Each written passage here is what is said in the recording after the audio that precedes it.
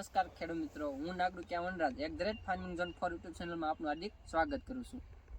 આજે આપણે ફુલાવરની માહિતી મેળવવાના છીએ ને ફુલાવરની માહિતી આપણને જનકભાઈ આપવાના છે, તો આપણે એની પાસે જાણીશું કે આ ફુલાવર એને આવું કઈ રીતે કર્યું। તમારો અમારા ખેડૂત મિત્રોને પૂરો પરિચય આપો। મારું નામ જનકભાઈ ગગજીભાઈ નાગડુકિયા, ગામ પીપળિયા, તાલુકો ચોટીલા, જિલ્લો સુરેન્દ્રનગર। બરાબર છે। તમે આ ફુલાવર વાવેલું છે, આ કઈ વેરાયટી વાવેલી છે? આ વેરાયટી નામધારી 106 નંબરની વેરાયટી વાવેલી છે। બરોબર, નામધારી કંપનીની 106 નંબરની વેરાયટી છે। બરોબર છે। તમે આ ફુલાવર જ્યારે વાવ્યું ત્યારે પાયાના ખાતર તરીકે તમે કયા ખાતર આપ્યા હતા? પાયાના ખાતરમાં ડીએપી આપ્યું હતું અને સાપ પાવડર બે કોરામાં વાવેલું હતું। બરોબર, તો ખેડૂત મિત્રો જોવો આ જનકભાઈનું ફુલાવર છે। આમ જોવો તો આ ઢીસણ ઉપર આમ કડે પગું છે। જોવો જે આ છોડનો આ વૃદ્ધિનો વિકાસ છે આટલો બધો, તો આમાં તમે કયા ખાતર પાયેલા છે? મેં આમાં ખાલી બાયોગેસ પ્લાન્ટનું જ ખાતર વાપરેલું છે। બરોબર છે, જે બાયોગેસ પ્લાન્ટ છે એ જ આમાં ખાતર પાયેલું છે। હા, એ જ પાયેલું। બરોબર છે। તો જનકભાઈ આ તમે ફુલાવર જે છે એ આ સોંપ્યું હતું કયા સમયે? નવેમ્બર મહિનામાં 15 તારીખે સોંપેલું છે। બરોબર, નવેમ્બર મહિનાની 15 તારીખે સોંપેલું છે।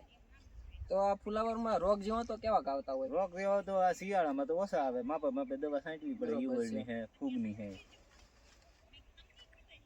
તો ખેડૂત મિત્રો, જે આ ફુલાવર છે જનકભાઈ ખૂબ સારી મહેનત કરેલી છે ને ફુલાવર પણ જોઈ શકો છો ઘણું મોટું છે। એને આ ફુલાવરમાં બાયોગેસ પ્લાન્ટ છે એનું ખાતર જ આપેલું છે, વધારે પ્રમાણમાં એ જ ખાતર આપેલું છે। જે બીજા ખાતર છે એ પણ આપ્યા છે, પણ એ થોડા પ્રમાણમાં, અને વધારે પડતું તો આ બાયોગેસ પ્લાન્ટનો ઉપયોગ કરેલો છે।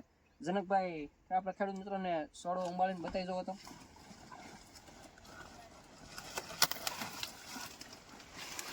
જો ખેડૂત મિત્રો, આને કહેવાય ફુલાવર।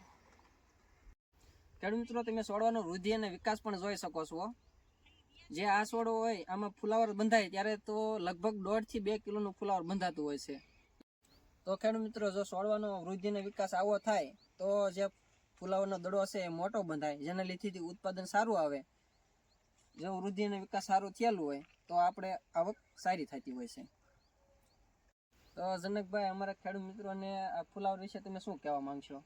આ તો વેરાયટી બહુ સરસ છે, આ 106 નંબર નામધારીની, એટલે બીજા ખેડૂત વાવી શકે એમ, આમાં સારું રહે એમ। બરોબર છે। ભાઈ, અમારા ખેડૂત મિત્રોને તમે જણાવો કે આમાં રોગ જીવાત આવી ત્યારે તમે શેનો ઉપયોગ કરેલો છે? આમાં લીમડો ને આંકડો ને એવું બધું ગાવણ ને એવું નાખીને એવું બીજો પ્લાન વતન મારે છે। બરોબર છે, એ વતન છંટકાવ કરેલા। બાયોગેસ પ્લાન્ટ ની બાજુમાં બીજો પ્લાન્ટ છે, એમાં આ જે બધું છે કડવી જાત બધી આવે એનો ઉપયોગ કરો છો, અને ઈયળ માટે એને કદાચ વધારે અસર કરે તો તાકાત ને એવું છાંટવું પડે। બરોબર, તાકાત ને એવું પણ છાંટો છો। બરોબર છે। ખેડૂત મિત્રો, મારો આ પ્લાન જોઈએ એમાં બધું તમે નાખી અને સજીવ કરી શકો એમ। છાશ, ગળ અને ગૌમૂત્ર, પોદ, મીઠું ખડ, બધું ખડ મીઠું હાલે। બરોબર છે। અને બધાય શાકભાજીમાં બધા પાકમાં ઉપયોગ તમે કરી શકો। બરોબર છે।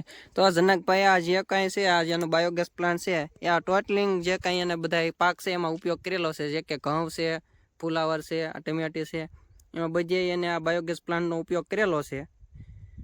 ત્યારબાદ જનકભાઈનો મિની બાયોગેસ પ્લાન્ટ છે, એનો ઉપયોગ આપણે જનકભાઈ પાસે જાણીશું।